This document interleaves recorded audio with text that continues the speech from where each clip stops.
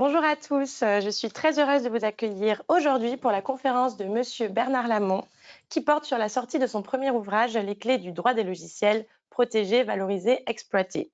Nous souhaitons ainsi donner le coup d'envoi de la première édition de cet ouvrage et j'en profite d'emblée pour remercier Monsieur Lamont de sa confiance dans la revue fiduciaire à qui il a fait le choix d'en confier l'édition. Quelques mots au sujet de Monsieur Lamont. Il est avocat spécialiste en droit de l'informatique depuis 2004. Il exerce en contentieux et en conseil au sein de son cabinet Nouveau Monde Avocat. Monsieur Lamont est le premier avocat à avoir reçu en France le titre de spécialiste en droit de l'informatique et des technologies. Il a notamment publié un livre blanc sur l'innovation dans les services juridiques en 2015 et il a également participé au rapport AERI sur le futur de la profession d'avocat, rapport au sein duquel il est particulièrement intervenu sur les impacts des technologies sur la profession d'avocat. Venons-en maintenant à son ouvrage. Sont présentées les bases de la propriété intellectuelle, les bases du logiciel, le droit d'auteur et le brevet au service de la protection et de la valorisation du logiciel, les contentieux autour du logiciel ainsi que les contrats informatiques les plus couramment utilisés. Mais M. Lamont va bien au-delà d'une simple présentation des règles applicables au logiciel, puisqu'il partage aussi son expérience de praticien et de conseiller en la matière. Ce guide consacré à la pratique du logiciel offre ainsi une approche concrète qui permet la protection, la valorisation et la meilleure exploitation des logiciels dans les entreprises, les associations et les organisations publiques. Un dernier mot avant de donner la parole à Monsieur Lamont. Vous trouverez la première édition de l'ouvrage Les clés du droit des logiciels en librairie dès le 4 novembre 2021. Il sera également disponible en version numérique. Enfin, 2 dates de formation complémentaires seront proposées, l'une fin 2021 et l'autre en 2022. Merci à vous d'être présent aujourd'hui. Bonne conférence et Monsieur Lamont, c'est à vous. Merci beaucoup. Software is eating the world, c'est le titre d'un très célèbre ouvrage, un article en fait de 2010. Le logiciel mange le monde. Le logiciel est partout dans nos vies quotidiennes, dans nos vies économiques. Donc, une conférence relativement brève pour mettre le focus sur 3 sujets qui sont les sujets les plus couramment évoqués lorsque des chefs d'entreprise, des développeurs, des prestataires nous interrogent. La première question, c'est mais un logiciel objet technique, comment peut-on le protéger? Ensuite, le logiciel, je l'ai payé, il est à moi. Donc, attendez, il faut ouvrir un petit peu la focale à qui appartient le logiciel, notamment celui qui est développé en entreprise ou par une entreprise. Et puis, le troisième sujet qui est assez fréquent, c'est comment installer en toute sécurité un gros logiciel de gestion. Évidemment, je ne parle pas de votre petite application pour réserver une chambre d'hôtel, un restaurant ou quoi que ce soit, mais plutôt les logiciels, les grands logiciels de gestion. Alors, premier sujet, comment protéger un logiciel.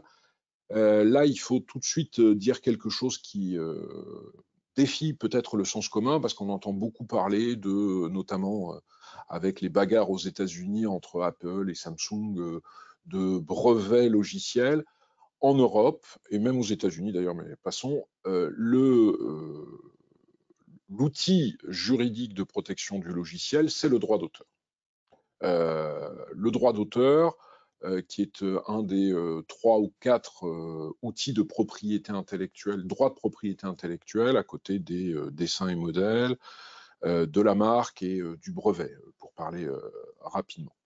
Alors, c'est vrai que parfois, on peut obtenir un brevet sur une invention mise en œuvre par ordinateur. C'est dans des cas très limités. Vous pourrez aller voir Autopromo, plus précisément l'ouvrage où il y a un chapitre consacré au brevet logiciel, pour parler vite. Le brevet portant sur une invention mise en œuvre par ordinateur, c'est limité notamment aux aspects très techniques. Ce sont les brevets dans le monde de l'industrie. Et puis dans le monde du traitement du signal, il y a beaucoup de brevets dans les téléphones mobiles. Mais les logiciels que vous voyez autour de vous, il faut garder à l'esprit, c'est protégé par le droit d'auteur. C'est une décision politique qui a été prise dans les années 1970, partout dans le monde d'ailleurs, et qui est très clairement exprimé dans le Code de la propriété intellectuelle et puis aussi dans les textes européens, dans les textes internationaux, dans les traités sur ce sujet. Alors, la caractéristique du droit d'auteur, contrairement par exemple à la marque, vous avez besoin d'un certificat d'immatriculation, comme pour une voiture, on appelle ça un certificat d'enregistrement. Contrairement au dessin et modèle, où il faut aussi un titre délivré en France par l'INPI, contrairement au brevet, où il faut un titre, eh bien le droit d'auteur existe dès sa création, dès la création de l'œuvre. Donc la présentation que vous voyez défiler, alors elle n'est pas protégée par le droit d'auteur, mais en supposant que ce soit le cas, dès que j'ai tapé le contenu, on a travaillé ensemble, vous avez proposé une trame, j'ai un peu rajouté quelques termes. Le droit d'auteur existe depuis la création.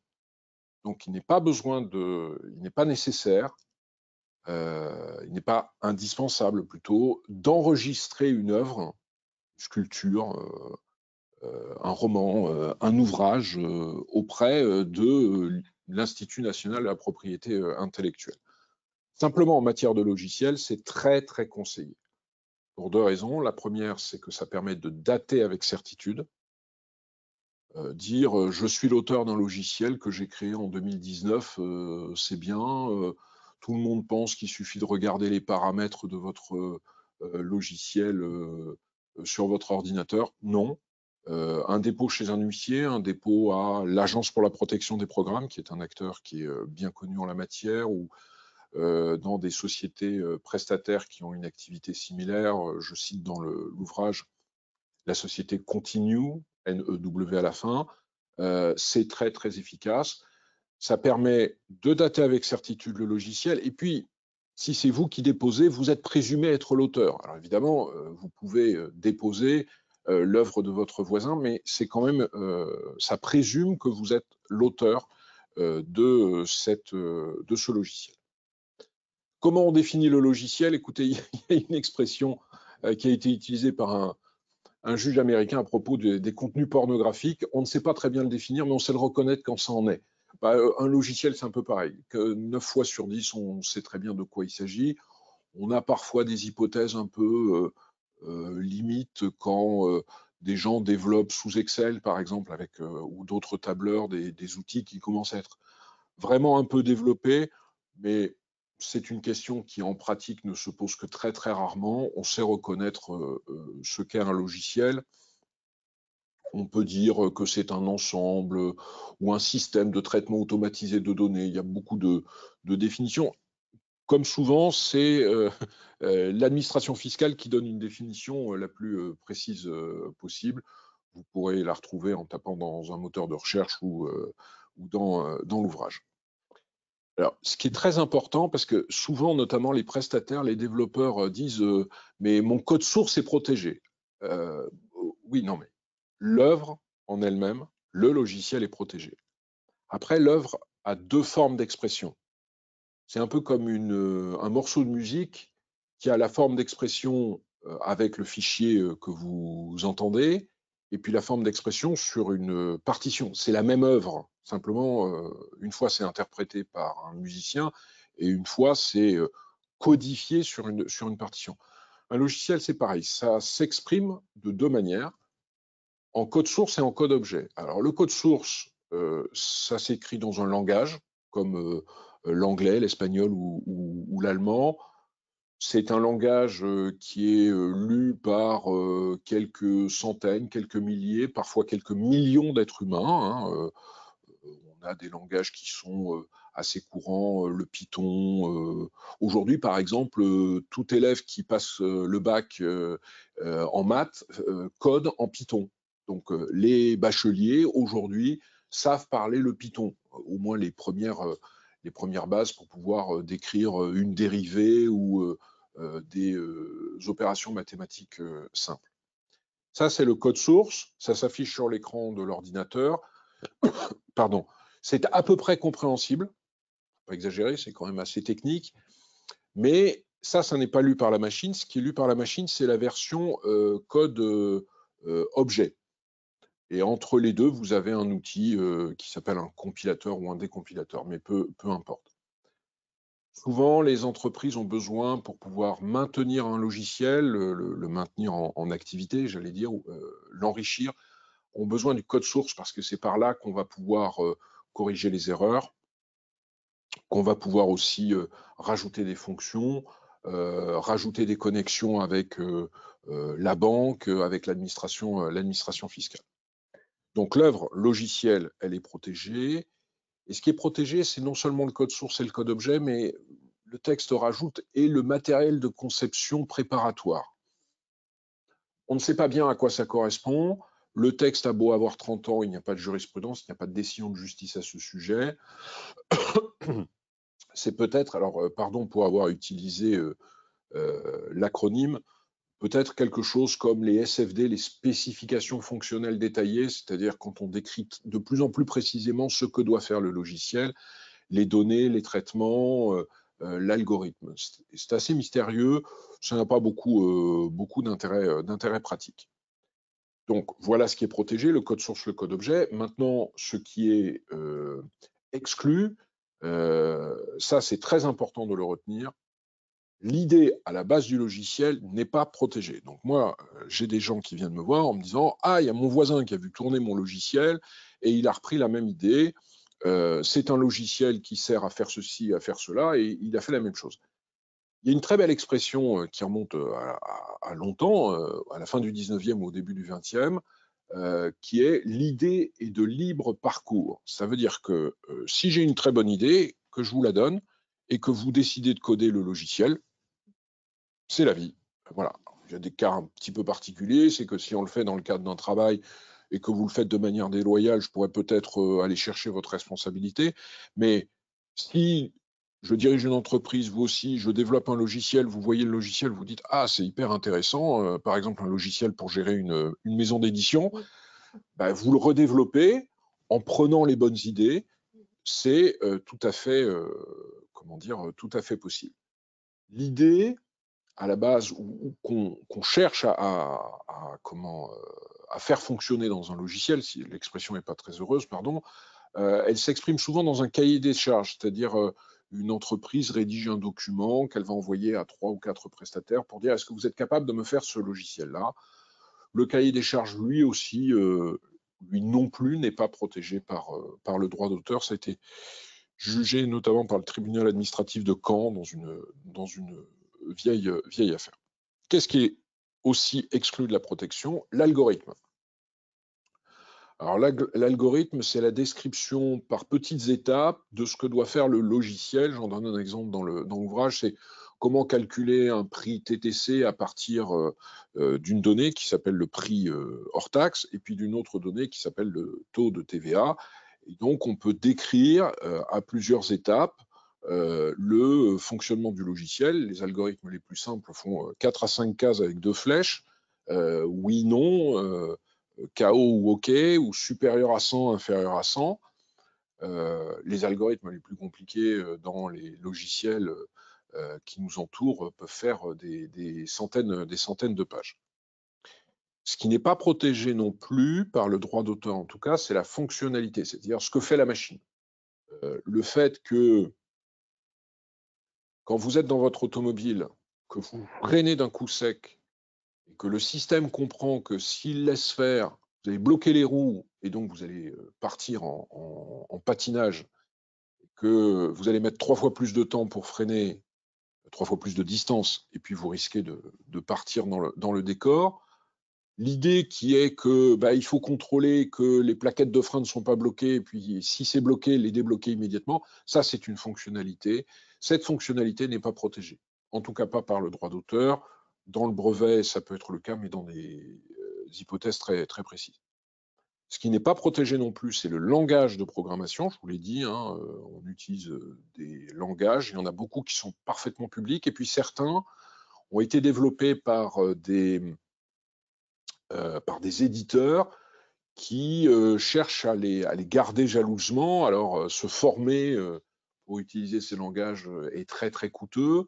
C'est notamment le cas dans certains domaines très scientifiques pour utiliser des bases de données et faire des calculs très complexes. Et la Cour de justice de l'Union européenne, parce qu'aujourd'hui le droit du logiciel, c'est une compétence européenne, a dit en 2012 que ça n'était pas protégé par le droit d'auteur. De la même façon, le format de fichier de données n'est pas protégé par le logiciel, ce qui pose quelques difficultés pour certains logiciels, on va dire très protégés, très fermés, contrairement à des formats ouverts. Un format ouvert, c'est aujourd'hui le format PDF, par exemple. Non seulement l'éditeur d'origine, la société Adobe, vous permet de télécharger le logiciel qui s'appelle Acrobat Reader, mais ce format de fichier a été rendu public et Microsoft l'utilise, et puis des éditeurs de logiciels libres aussi, en mettant à disposition un logiciel comme PDF Creator. Un format de fichier de données n'est pas protégé par le droit d'auteur. Alors, un aspect peut être protégé par le droit d'auteur, c'est le droit d'auteur classique, mais peu importe, c'est l'interface homme-machine, c'est-à-dire l'enchaînement des écrans, le fait que l'écran soit présenté comme ci plutôt que comme ça. Ça peut être protégé. C'est bien acquis en jurisprudence depuis au moins 2004 en France et 2010 en Europe. La seule condition pour protéger un logiciel, c'est comme pour toutes les œuvres protégées par le droit d'auteur, c'est qu'il faut que le logiciel soit original. On peut discuter à perte de vue de ce qu'est l'originalité en général et en matière de logiciel en particulier. On pensait que tout était bien acquis depuis des arrêts de 1986. On parle souvent de l'arrêt Pachot. En fait, il y a 4 décisions de l'Assemblée plénière de la Cour de cassation du 7 mars 86 qui donnent une définition assez simple de l'originalité et qui aboutissent à protéger quasiment tous les logiciels dès qu'on a fait, dit l'expression, un effort personnalisé qui va au-delà d'une logique automatique et contraignante. En d'autres termes, j'utilise un logiciel, je développe un logiciel pour calculer un prix TTC à partir d'un prix hors taxe et d'un taux de TVA. Non, ça n'est pas protégé, ça n'est pas suffisamment original. En revanche, je travaille quelques dizaines de journées pour développer un logiciel, c'est protégé. Malheureusement, la jurisprudence, depuis une dizaine ou une quinzaine d'années, est beaucoup plus restrictive. C'est un peu dommage. C'est ainsi. C'est probablement en train de changer. Ça n'est pas un vrai problème dans la vie des affaires parce que, heureusement, on ne fait de procès en contrefaçon que très, très exceptionnellement. Il doit y avoir une dizaine d'affaires par an en France au total, alors que le secteur du logiciel a été estimé comme générant quelque chose comme 30 ou 40 milliards d'euros de chiffre d'affaires partout en Europe. Je pense que c'est largement sous-estimé. Et il y a probablement une solution à ça, qui est une solution qui réside dans une directive récente, celle sur les secrets d'affaires, qui a été très critiquée, mais passons, maintenant elle est dans le Code de commerce depuis 2018, et le secret d'affaires englobe le logiciel, sans qu'il n'y ait de question d'originalité. Alors peut-être que c'est pas peut-être, c'est la jurisprudence, les décisions de justice, ça met du temps à sortir des tribunaux. Pour l'instant, on n'a pas de décision à ce sujet, mais nul doute que cette voie-là sera explorée par des plaideurs. Puis la dernière chose, mais vous verrez que c'est souvent ma conviction, l'originalité peut être reconnue dans un contrat. Je développe un logiciel, vous souhaitez l'utiliser, ok, je vais vous signer une licence, je vais vous consentir une licence, et puis dans la licence, je vais bien mettre un paragraphe en disant l'utilisateur reconnaît l'originalité du logiciel. Alors ça n'oblige pas le juge qui peut très bien dire ah mais c'est pas vrai, mais on a des très beaux exemples en jurisprudence, notamment dans une affaire qui avait donné lieu à une très lourde condamnation à presque 10 millions d'euros de dommages et intérêts par la Cour d'appel de Paris, dans un dossier où l'originalité pouvait être discutable, mais comme l'utilisateur, qui était une grosse entreprise, avait signé plusieurs documents disant oui, oui, votre logiciel il est super, il est hyper original, les tribunaux, la Cour d'appel a dit bon, ça c'est acté. Voilà, donc comment protéger un logiciel? Faites un contrat, déposez, prenez date, et puis déposez pas seulement le code source et le code objet, mais tous les documents, le texte dit le matériel de conception préparatoire, Plus le dossier est riche, plus il sera facile de faire valoir vos droits et puis de valoriser, c'est-à-dire de gagner de l'argent avec cet outil qui sait résoudre beaucoup de problèmes dans notre vie courante. Ça, c'est comment protéger un logiciel. On a un deuxième sujet qui revient très souvent, qui est à qui appartient le logiciel développé en entreprise. Alors ça, c'est un drôle de problème parce que chaque fois que vous posez la question à un chef d'entreprise, un directeur administratif et financier, et même chacun de nous, bon ben voilà, une entreprise a investi 100 000 euros, 1 million d'euros, 10 millions d'euros parfois. Évidemment, elle est propriétaire du logiciel. Bah, bien sûr, oui. Désolé, le droit est un petit peu plus compliqué. C'est le moins qu'on puisse dire. D'abord, il faut reprendre la base du raisonnement, sinon un raisonnement, c'est comme un château de sable, ça s'écroule si ce n'est pas sur des bonnes fondations. On est dans le domaine du droit d'auteur. Et le premier article du Code de la propriété intellectuelle nous dit l'inverse. Nous dit, le droit d'auteur appartient à l'auteur, ça tombe sous le sens, même s'il est salarié. Même s'il est salarié. Alors, première idée, bah, comme le logiciel est protégé par le droit d'auteur, si un salarié développe un logiciel, cette œuvre-là lui appartient. Attention, on a un article très particulier du Code, là aussi, le L113.9, qui dit grosso modo les droits patrimoniaux sur le logiciel développé par un salarié dans l'exercice de ses fonctions appartiennent, les droits sont dévolus à l'employeur. Bon, bah, problème réglé, hein. Voilà un principe, on a posé une exception, tout va bien. Oui, enfin, le texte ne parle que de salariés, et par expérience, on a beaucoup de logiciels qui sont développés par des stagiaires, par des intérimaires. Je rappelle que l'intérimaire n'est pas le salarié de l'entreprise utilisatrice, mais de l'entreprise de travail temporaire, par des collaborateurs libéraux,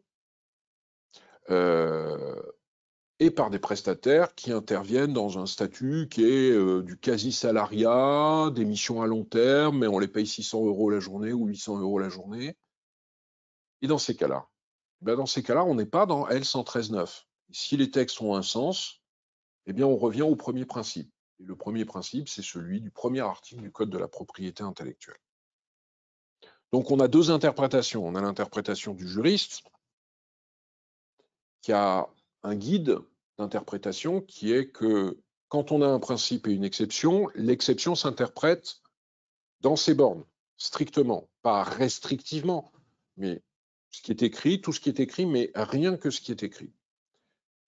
Et puis on a l'interprétation économique, la finalité, et on revient au sens commun. Comme disait Jean-Yves Le Drian, le ministre des Affaires étrangères, qui était avant ministre des Armées, c'est celui qui paye l'orchestre qui décide de la musique. C'est-à-dire, si l'entreprise finance, bah, tout cela est à elle. On a très peu de jurisprudence. Alors ça peut être bon signe, c'est que finalement, bah, il n'y a pas de difficulté, Maître Lamont, pourquoi vous en parlez? Vous voyez, la jurisprudence est ancienne, elle est quasiment d'avant 2000, vous vous rendez compte? C'est-à-dire une époque où il n'y avait pas d'ordinateur portable, où les smartphones n'existaient pas, où il y avait 100 000 personnes capables de coder en France, alors qu'aujourd'hui, on est probablement à 3 ou 4 millions de personnes capables de coder. On est dans une situation d'incertitude juridique. La jurisprudence est très favorable à l'entreprise, soit. Néanmoins, quand une entreprise vient me voir et qu'elle me dit « j'ai fait développer un logiciel en partie par des salariés, mais aussi par 4 stagiaires en fin d'études, et puis aussi 2 prestataires », moi, je fais des audits juridiques, notamment à l'occasion de levées de fonds. On vient me dire, bah, voilà, on va peut-être mettre 4 millions d'euros, 5 millions d'euros sur la table. Et l'actif essentiel de l'entreprise, la start-up, entreprise technologique, c'est son logiciel. On me dit, est-ce que vous pouvez signer une lettre disant, je suis signé Bernard Lamont, atteste que le logiciel truc appartient à l'entreprise bidule. Non, non. Il faut tirer le fil. Alors, je vous rassure, il y a plein de solutions, notamment retrouver les prestataires et leur dire ce que vous avez développé pendant un an appartient bien à l'entreprise. Ça peut ouvrir on va dire, une phase de négociation un peu rude, mais généralement, c'est assez simple à contractualiser. Néanmoins, on n'est pas dans la situation où on a un certificat d'enregistrement avec le brevet au nom de la société. Et les experts comptables et commissaires aux comptes qui doivent faire des audits, commencent à en prendre conscience et disent mais attendez, j'ai un petit problème là parce que vous avez immobilisé à l'actif un logiciel.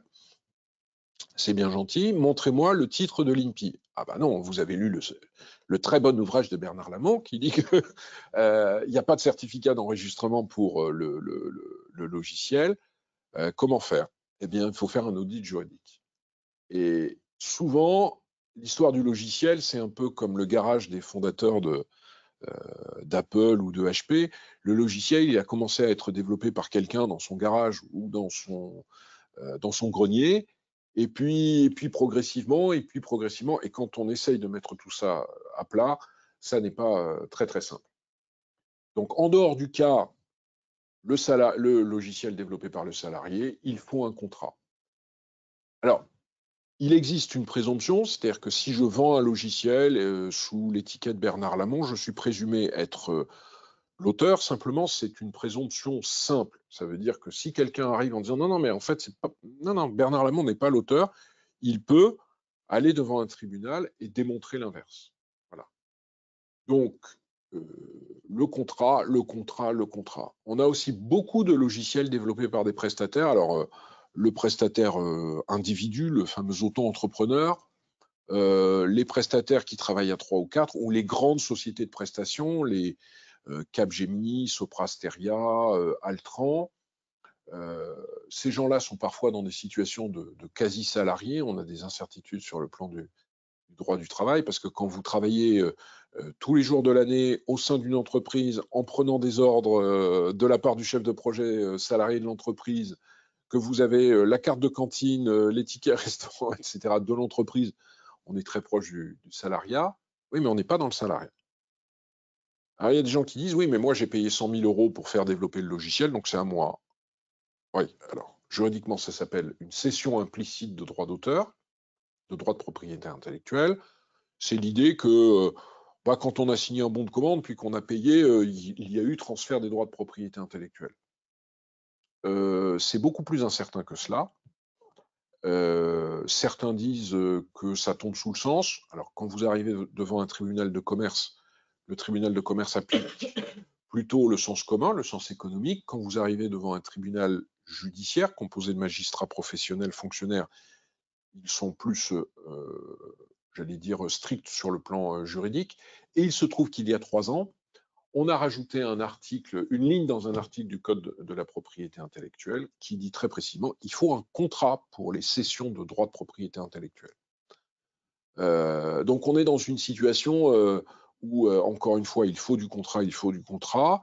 Et puis pour terminer sur ce sujet, certains disent, mais vous savez, en fait, c'est une œuvre collective. Alors, l'œuvre collective, elle est définie dans le Code de la propriété intellectuelle comme l'œuvre créée sur l'initiative, c'est une drôle d'expression, à l'initiative d'une entreprise qui fait travailler plusieurs personnes pour produire une œuvre sur laquelle il y a fusion des contributions. Le meilleur exemple, c'est le dictionnaire de l'Académie française, parce que quand il est publié, alors par petits bouts tous les 3 ans, on ne sait pas dire si c'est Françoise Chandernagor qui est à l'origine de telle définition, tel autre académicien, et puis ils ont aussi des personnes au sein de l'Académie française. Il y a fusion des contributions. C'est une œuvre collective, les droits sont dévolus, appartiennent à l'entreprise, si j'ose dire, Académie française. Est-ce qu'il y a fusion des contributions dans un logiciel? Non, plus aujourd'hui. Parce que depuis une dizaine d'années, les techniques de développement informatique sont basées sur des outils, pour parler vite, des GitHub, il y a plein d'outils différents, où on sait qui a contribué à quoi, quasiment à la minute près. C'est-à-dire qu'on sait précisément quelle est la contribution de chacun. Il y a même des outils qui sont développés de manière très internationale, avec une organisation où des gens de Taïwan, des gens d'Australie, des gens d'Amérique du Sud vont pouvoir développer tel petit bout, d'autres tel petit bout. C'est très, très utilisé dans le monde, par exemple, universitaire, le monde académique, notamment dans le domaine des mathématiques. Donc, il n'y a plus fusion des contributions. Il n'y a pas de fusion des contributions. Et dans ces cas-là, il n'y a pas d'œuvre collective. Le texte relatif à l'œuvre collective n'est pas applicable en réalité. Donc, encore une fois, ma marotte, mais c'est le produit de l'expérience, un contrat, un contrat, un contrat. Il faut des contrats.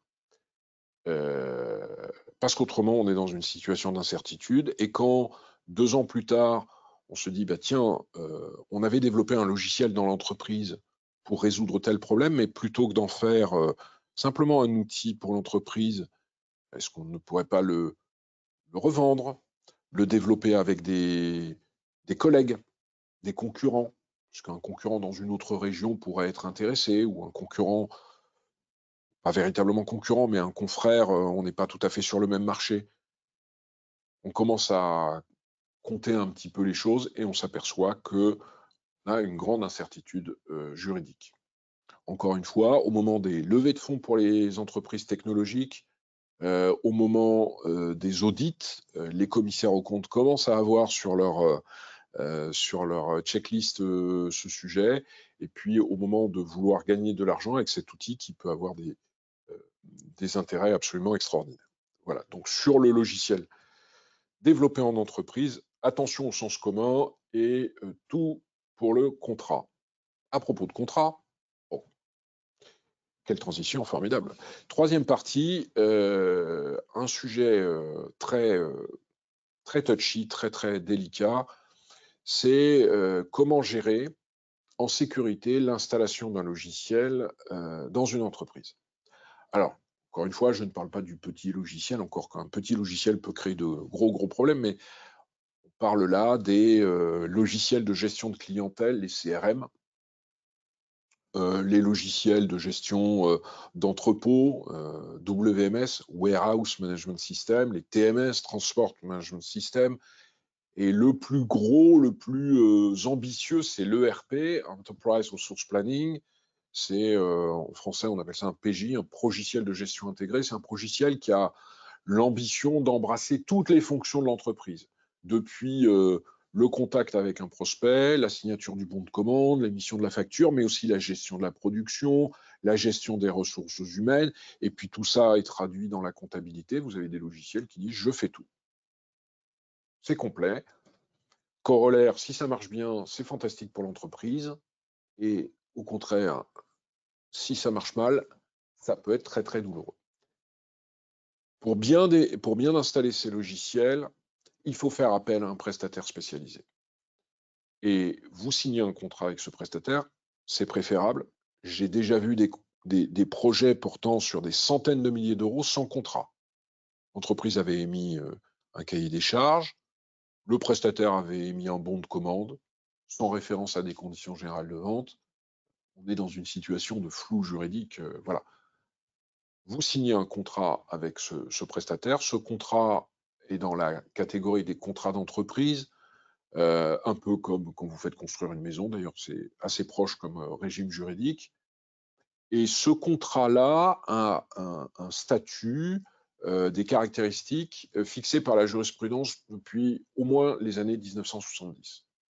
C'est une jurisprudence qui tient compte du caractère très technique de la matière, du fait qu'il y a une inégalité entre les signataires au contrat, les parties au contrat. Il y en a un qui connaît son outil, le prestataire, qui déploie 3 fois, 4 fois, 50 fois, 100 fois dans l'année le même logiciel, donc qui est censé être professionnel, qui est un professionnel du domaine.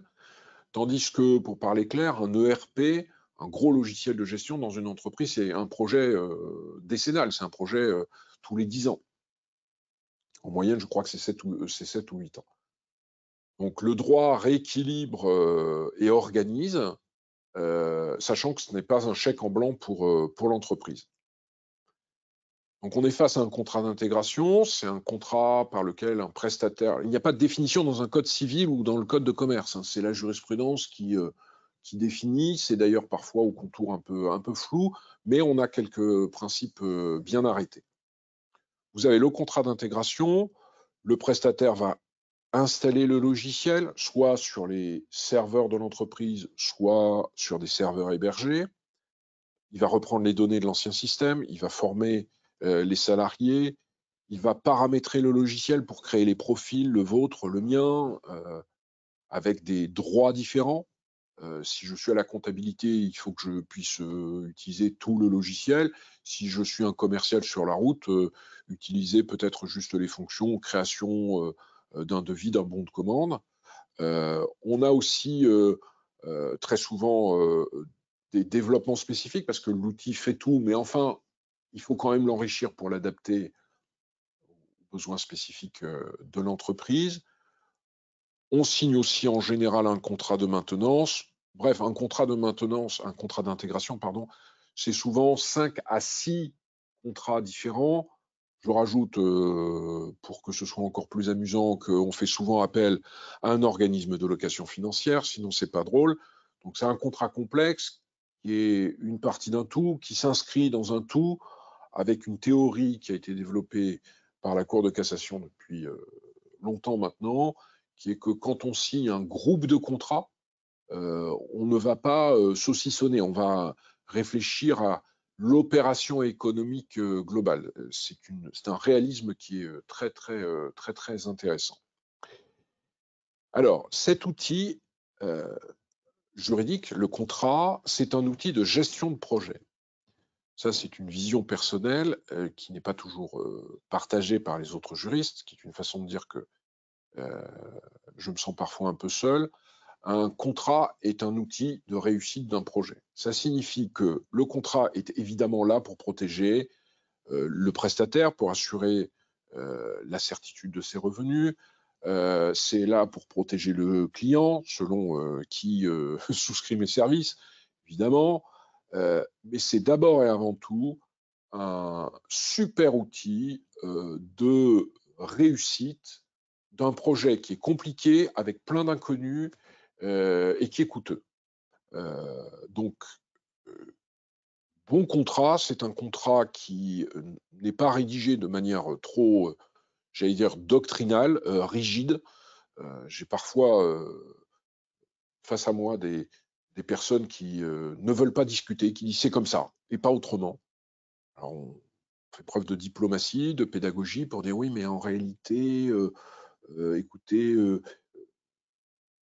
un tel projet, vous dites qu'il faut que le calendrier soit impératif et que tout fonctionne dans 6 mois. Écoutez, disons que telle chose doit fonctionner dans 3 mois avec certitude, par exemple.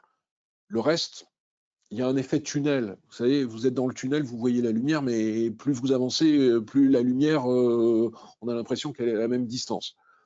Voilà, donc il faut faire preuve de souplesse, il faut être efficace. Et c'est quelque chose qui est assez peu connu. Ce sont des projets, les projets d'intégration, avec un très fort taux d'échec.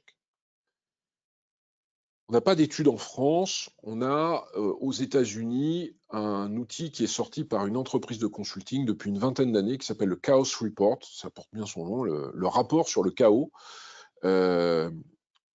Vous pouvez acheter la dernière édition, c'est assez coûteux, mais ils rendent publics les rapports de 2015 et d'avant. Mais de toute façon, vous avez des chiffres qui sont d'une très grande constance depuis 20 ou 25 ans. Sur 100 projets informatiques, un projet, ça commence à 50 000 euros, grosso modo, licence, formation, développement spécifique, intégration, jusqu'à 5 millions ou 50 millions. On a des jurisprudences sur des dossiers à 10 ou 20 millions d'euros en France.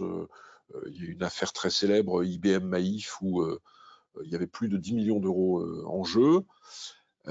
Donc, un projet informatique, ça se finit de 3 manières. Le divorce total, la cohabitation malheureuse et le mariage heureux, si j'ose dire. Un tiers de grande réussite. Le calendrier est respecté, ce qu'on cherchait est bien présent, et puis, ma foi, le budget est à peu près là. Récemment, le directeur informatique de l'État, monsieur Nadi Bouana, a publié un post sur LinkedIn pour dire les grands projets informatiques de l'État commencent à être bien contrôlés puisqu'on est à une dérive budgétaire de 20%. C'est-à-dire qu'il est admis que quand un prestataire vous dit ça va vous coûter 100 000 euros, à la fin, pied de facture, ce sera 120 000 euros. Ça n'est qu'une petite dérive. Alors tout le monde le sait, c'est une loi de management, mais bien qu'on le sache, il y a quand même 20%. Quand il n'y a que 20% de dérive sur un projet qui dure 1 an ou 2, c'est que tout le monde a bien travaillé avec bonne volonté. Vous avez un tiers de projet ou un tiers des cas où le projet se termine avec un goût un peu d'amertume dans la bouche. Ça marche, mais pas aussi bien qu'on voudrait. Les utilisateurs, parce qu'il ne faut pas oublier que derrière les écrans, il y a des personnes, hein, il y a des êtres humains, ne sont pas très contents. C'est moins facile qu'avant. Ça ne fait pas autant de choses qu'avant. Et puis, il y a des temps de réponse qui ne sont pas satisfaisants. Mais enfin, bon, on a réussi quand même avec le chausse-pied à faire rentrer le pied dans la chaussure. Le budget a été explosé, ça a duré 3 fois plus longtemps. Bon, parfois, pour des raisons politiques, on préfère ne pas se couper un bras. Et dans un tiers des cas, 20 à 30%, selon la taille, voilà, le projet est abandonné. Et parfois, c'est le moins grave. C'est-à-dire que la pire des choses, c'est d'appuyer sur le bouton et de mettre en production un logiciel qui aboutit à une catastrophe. Moi, j'ai en souvenir un dossier où il y avait de très très grosses difficultés. Le prestataire et l'entreprise utilisatrice ont décidé d'appuyer sur le bouton. Tout a bien fonctionné pendant 24 heures. Et au bout de 24 heures, une catastrophe.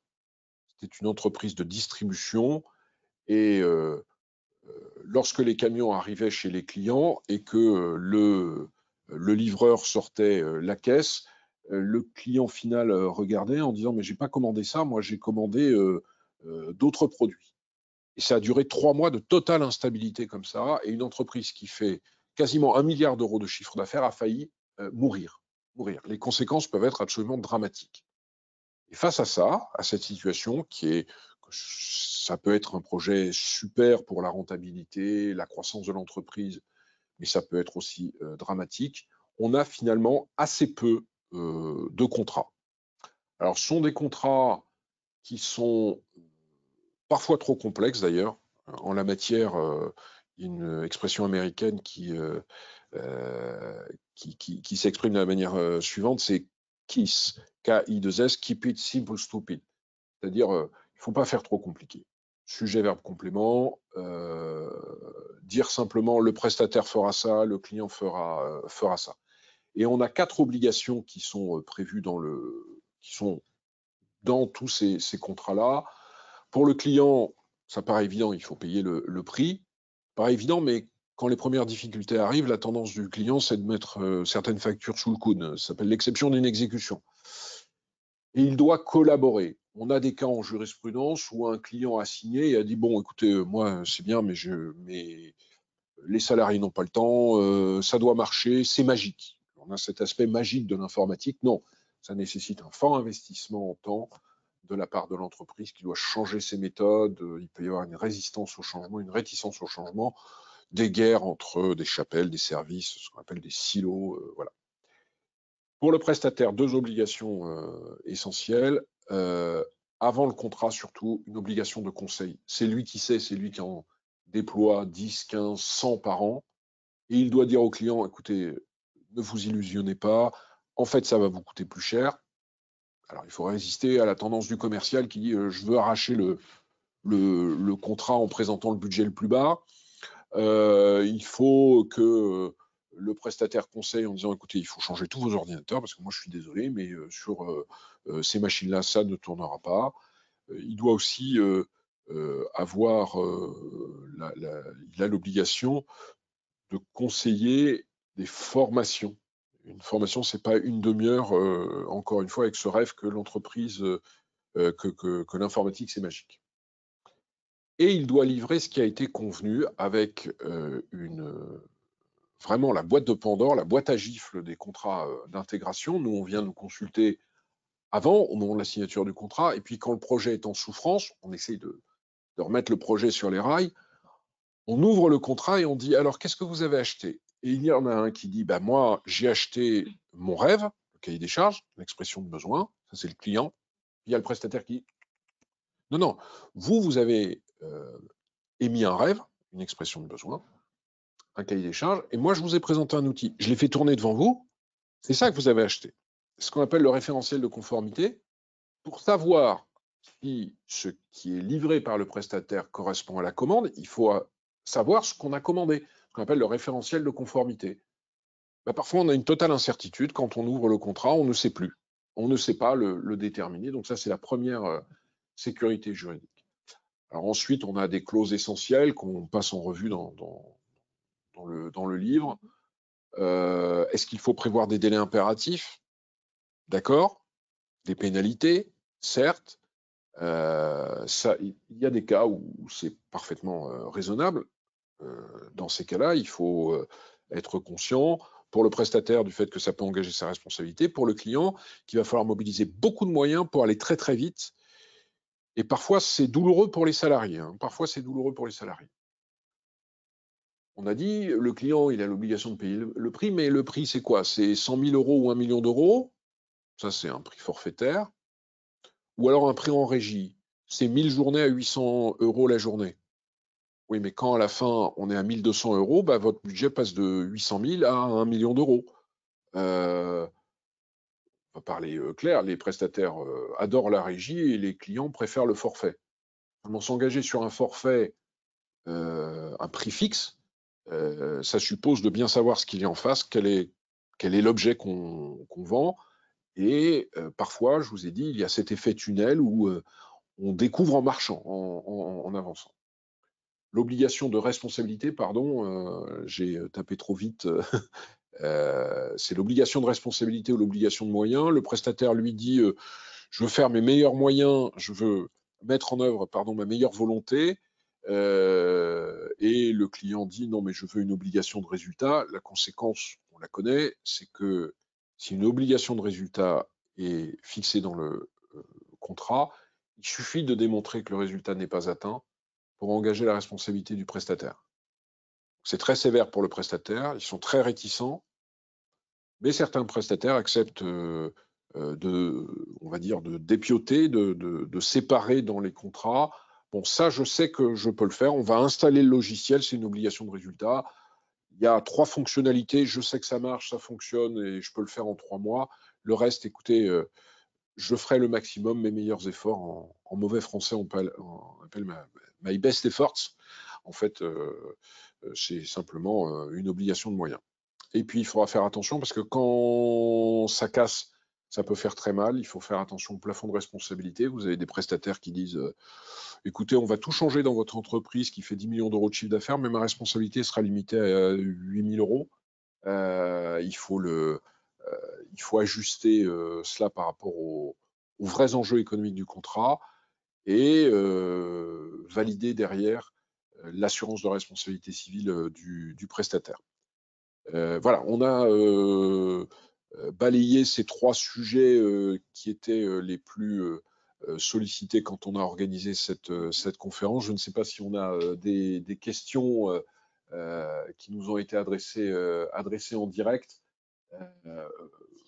Les voici qui arrivent. Il me semble qu'elles arrivent, oui. D'accord, ben, ça veut dire que il n'y a pas de questions.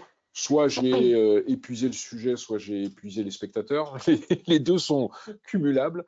Et donc, reçu 2, oui, alors sur la différence juridique entre le logiciel sous licence et le logiciel en SaaS. Alors, le logiciel sous licence, on appelle ça parfois le on-premises, installé localement, je préfère. J'arrive dans une entreprise, je demande où est la salle serveur et je vais installer le logiciel. Alors, avant, c'était sur des disquettes, puis après sur des DVD. Maintenant, c'est par du téléchargement. Et ce contrat de licence, c'est un contrat par lequel l'éditeur dit j'autorise l'entreprise Lamont à utiliser tel logiciel. Corollaire, si le serveur tombe en panne, c'est la faute de l'entreprise utilisatrice. Enfin, c'est sa responsabilité de bien le gérer. Et on a de plus en plus un mode de commercialisation, de valorisation du logiciel qui est le mode SaaS, Software as a Service. La promesse, c'est que ça devient, utiliser ce logiciel devient aussi simple qu'utiliser une application sur un smartphone avec une expérience utilisateur très simple. Et dans ces cas-là, le logiciel n'est pas installé dans l'entreprise, mais il est installé sur des serveurs qui sont hébergés par l'éditeur. C'est rarement le cas. Souvent, il a recours au service d'un sous-traitant. On a des grands hébergeurs OVH en France. On a des tas d'hébergeurs locaux aussi de qualité en France. On a des grands hébergeurs américains, notamment Amazon, AWS. Et l'éditeur de logiciel, le vendeur en SaaS, en quelque sorte, dit je vous garantis une disponibilité 24 heures sur 24, 7 jours sur 7, et vous n'avez plus besoin de techniciens informatiques chez vous, ni d'acheter des machines. Et souvent, le modèle économique change, c'est-à-dire que plutôt que de payer cash 500 € par utilisateur du logiciel, on va vous dire non, ça sera que 50 €, mais par mois par utilisateur. Donc, au bout de 5 ou 6 ans, ça va vous coûter peut-être plus cher. Ça va vous débarrasser de la maintenance, de l'architecture technique. Et juridiquement, un logiciel vendu en SaaS, c'est une licence plus un contrat d'hébergement. Voilà, pour parler entre guillemets relativement simple. C'est un hébergement à très forte valeur ajoutée parce que ça veut dire que l'éditeur fait passer les mises à jour, il se débarrasse de tous les petits sujets techniques qui, pour nous, utilisateurs, paraissent vraiment très simples, hein. Et puis la réalité, c'est que vous avez eu WhatsApp il y a quelques semaines qui a été indisponible pendant 4 heures. Non, ça n'est pas magique. Il y a quelqu'un qui avait mal programmé, semble-t-il, une branche sur un serveur Internet d'origine, et avec des conséquences absolument hallucinantes. C'est-à-dire que quand les ingénieurs de Facebook sont arrivés devant le centre d'hébergement, on appelle ça un data center, ils ont mis leur doigt sur le lecteur d'empreintes digitales, qui lui aussi était tombé en panne, parce que tout était connecté. Donc, on est allé chercher la bonne vieille clé pour pouvoir rentrer dans le data center et débrouiller cela. Et puis, il y avait une autre question, mais qui m'échappe parce que je ne l'ai pas notée, mais je crois qu'elle était sur la protection du logiciel. Oui, c'était cette notion de la protection de l'idée sous-jacente à un logiciel. Que se passe-t-il si un salarié pique l'idée relative à un logiciel développé en entreprise, tant que ce salarié, ce prestataire, ce stagiaire parfois, ne prend que l'idée, il n'engage pas sa responsabilité. Bien souvent, quand même, il ne part pas seulement avec l'idée. J'ai eu plusieurs fois le cas où, comme aujourd'hui, c'est hyper simple, on n'a même plus besoin d'une clé USB.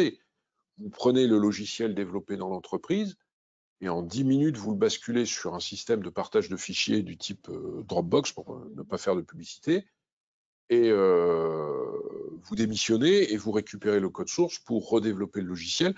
On a eu une décision rendue par la cour d'appel d'Aix, de mémoire, il y a quelques semaines, exactement dans ces circonstances, où un ancien salarié d'une entreprise éditeur de logiciels est parti avec le code source, il s'est fait prendre la main dans le pot de confiture, et on parle de mémoire, j'ai lu rapidement la décision, de 3 millions d'euros de dommages et intérêts, parce qu'on a retrouvé exactement le même code source dans l'entreprise qu'il avait qu'il avait créé après son départ de la première entreprise, l'entreprise qui était plaignante. Voilà. Un mot de la fin, de conclusion. Alors, finalement, on a des questions. On vous écoute. Quand on a acquis une licence, le prestataire peut-il ensuite interdire l'usage du logiciel? Excusez-moi. Une licence, ce n'est pas une vente, c'est un peu comme une location. Dans le contrat de licence, l'éditeur dit à un particulier ou une entreprise, vous avez le droit d'utiliser le logiciel, il faut payer le prix. On a parfois des licences qui sont à durée indéterminée, donc vous pouvez utiliser tel logiciel en version 2 pour la durée de protection du droit d'auteur, 70 ans, vous imaginez. mais on a parfois des licences à durée déterminée. Chaque année, vous devez repayer. Alors parfois, c'est un peu... c'est intelligemment vendu. Alors, si on est du côté du client et qu'on est mécontent, on dit je me suis fait enfumer. C'est-à-dire qu'on vous dit on va vous vendre une licence de logiciel, et puis, alors, 1 000 € par utilisateur, par exemple. Et puis, chaque année, vous allez payer la maintenance, qui est à 20% du prix de la licence. Et dans cette maintenance, vous aurez le droit de passer un coup de fil si jamais il y a un bug, et puis vous aurez droit aux mises à jour. Puis à un moment, vous dites, bon, bah, écoutez, quand même, ça veut dire qu'au bout de 5 ans, le logiciel, il me coûte 2 fois ça, donc j'arrête de payer la maintenance. Le logiciel est stable et je n'ai pas envie des nouvelles versions. Sauf que dans le contrat, il est marqué que le jour où vous arrêtez de payer cette maintenance, qui n'en est pas seulement une, vous n'avez plus le droit d'utiliser le logiciel. Ça répond peut-être à la question. Il faut regarder les termes du contrat. Certains disent c'est une vente, une licence de logiciel. D'autres disent que c'est une location. Ce qu'il faut garder à l'esprit, c'est que parfois, c'est un contrat pérenne, c'est-à-dire c'est dans le temps. Vous avez installé Word, vous avez installé Word. Mais bien souvent, c'est un contrat assez précaire pour l'utilisateur. Un autre participant nous demande, donc, lorsqu'une partie du logiciel utilise une API, l'entreprise n'est pas propriétaire, évidemment. Qu'en est-il si cette API est ensuite intégrée dans le logiciel? Alors, l'API, c'est la multiprise de l'informatique. C'est-à-dire que un logiciel, ça fonctionne très très peu en vase clos, ça se connecte à plein d'outils. Par exemple, aujourd'hui, vous avez plein de logiciels de comptabilité qui vont chercher des données à la banque.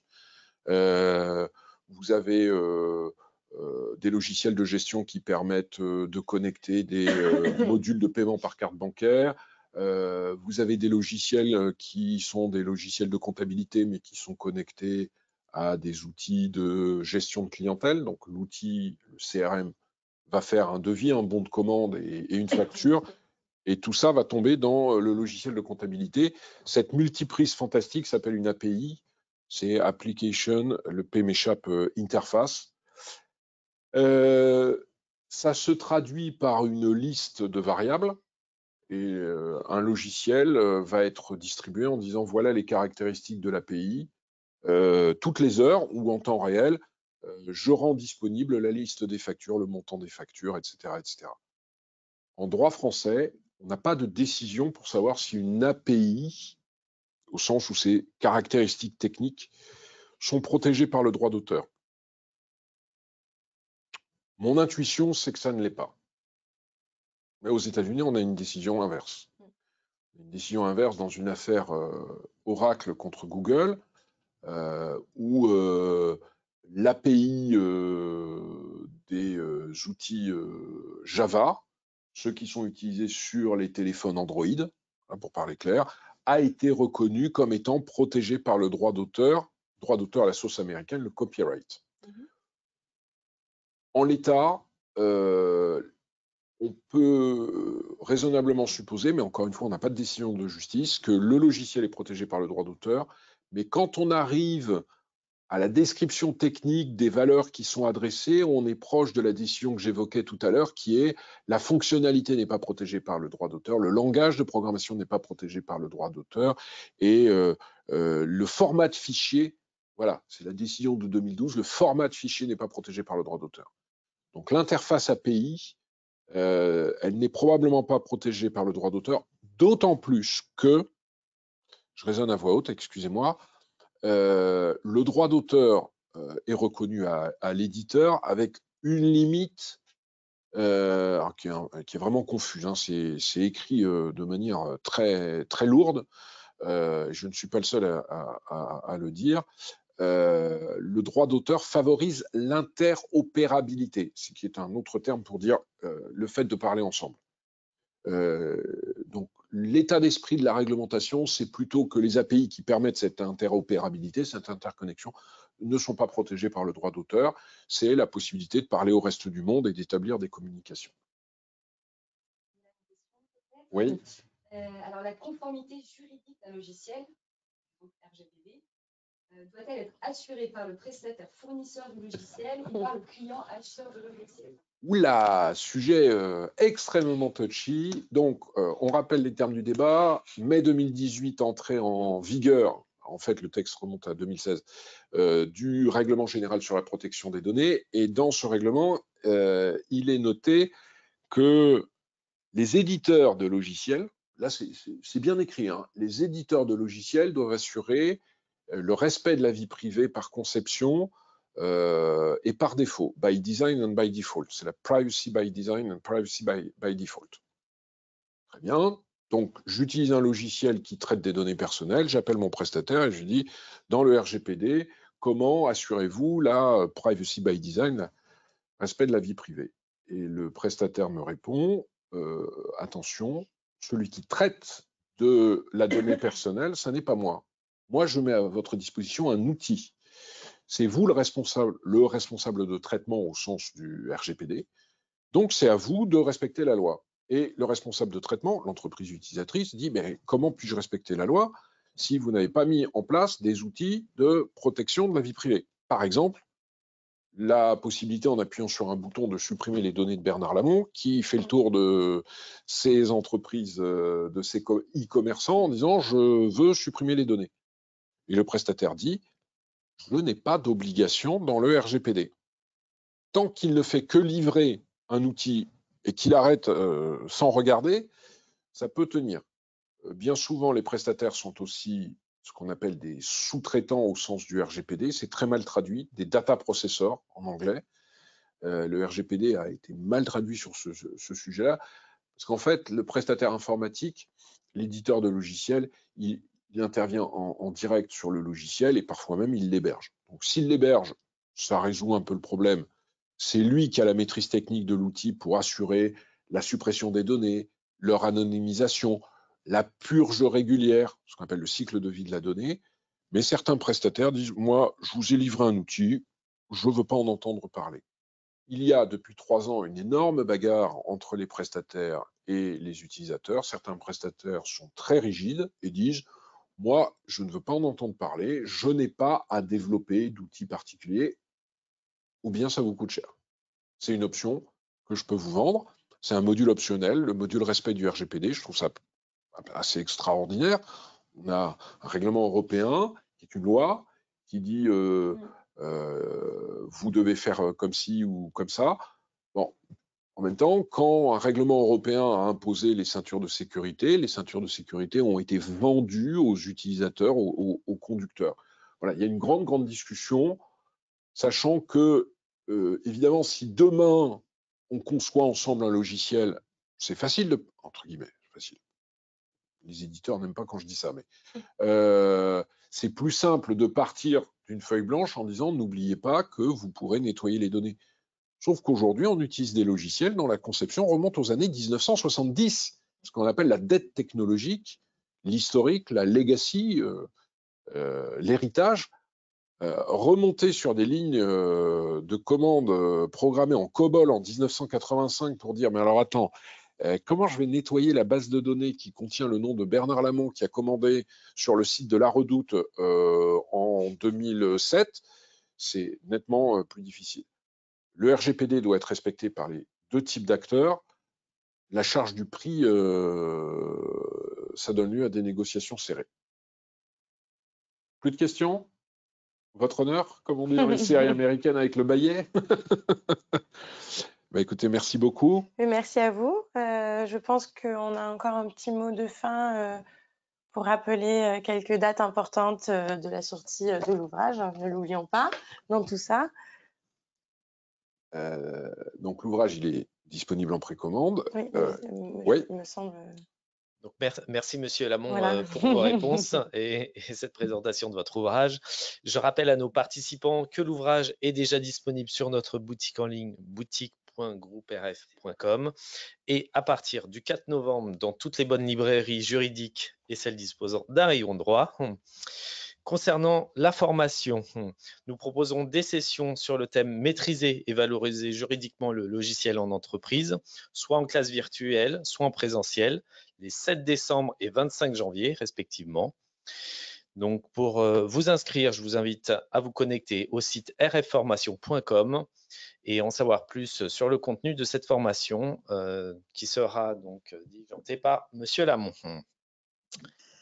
Enfin, pour ceux qui ont besoin d'approfondir des sujets, sachez que la revue fiduciaire édite plus de 70 titres, tous disponibles en version numérique sur notre site dédié rfédition.com. Merci à tous pour votre participation et votre écoute. Bonne journée et à bientôt pour une prochaine webconférence.